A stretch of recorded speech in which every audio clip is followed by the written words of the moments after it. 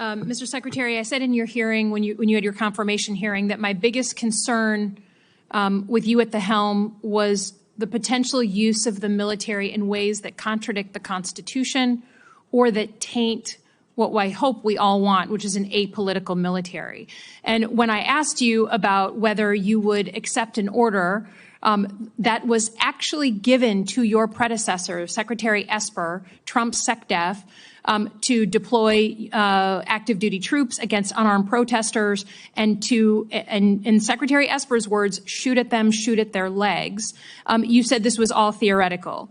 Here we are, a few months later. You've deployed 4,700 troops to Los Angeles and against the wishes of the governor. And my colleague across the aisle was right. It is the first time since 1965 that we have deployed Guard troops without the permission of the governor. In all the instances he laid out, the president had sent in the military to protect protesters, not against the protesters. So you may dismiss it, but I feel like this is a fundamental issue of American democracy. If you love your country and you want an apolitical military, then it should be the last resort, not the first resort in our country to use them.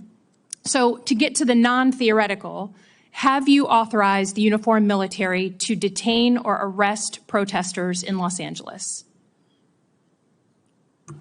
Senator, I would just start by saying you're not a protester if you're throwing concrete 100%. at Arrest law those enforcement people. officers. Throw them in the jail. 100%.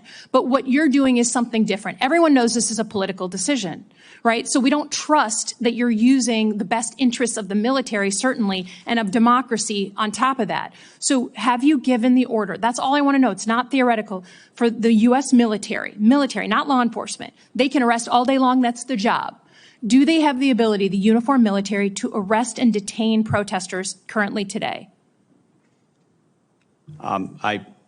It's a yes or no thing. Authority. It's sort of amusing the extent to which the speculation is out there. These troops are given very clear orders. Then what is the order? Then list it out for us. Be a man. List it out. Did you authorize them to detain or arrest? That is a fundamental issue of democracy. I'm not trying to be a snot here. I'm just trying to get the actual. Did you authorize them to do that? All of these orders and what they're sent there to do are public.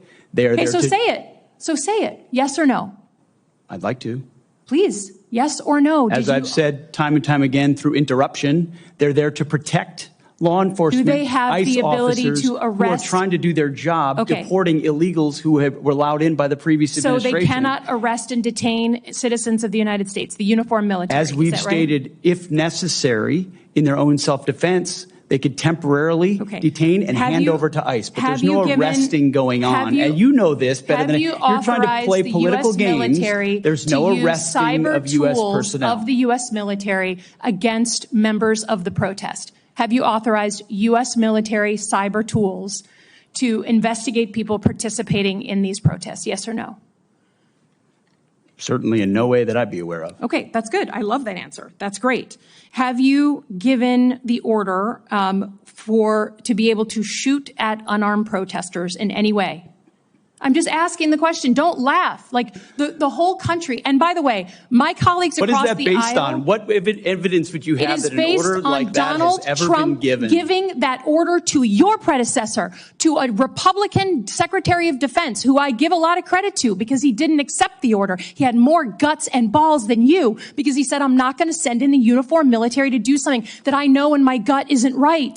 He was asked to shoot at their legs. He wrote that in his book. That's not hearsay. So your poo-pooing of this, it just shows you don't understand who we are as a country, who we are. And all of my colleagues across the aisle, especially the ones that served, should want an apolitical military and not want citizens to be scared of their own military. I love the military. I served alongside my whole life, so I'm worried about you tainting it. Have you given the order? Have you given the order that they can use lethal force against honor? I want the answer to be no. Please tell me it's no. Have you given the order? Senator, I'd be careful what you read in books and believing it, except for the Bible. Oh, my God. So your former predecessor, I guess that's not enough for you. Okay, on Iran. I don't think there's a debate. There's like a cat fight going on in your own party about whether to go after Iran. Have you commissioned any day after planning? So any force protection, any use of ground troops in Iran, any cost assessments? Because I don't think we doubt what we can do as a country in the attack. It's the day after with Iraq and Afghanistan that so many of us have learned to be so deeply concerned about. Have you authorized day after planning? As I've said, we have plans for everything, Senator. Okay.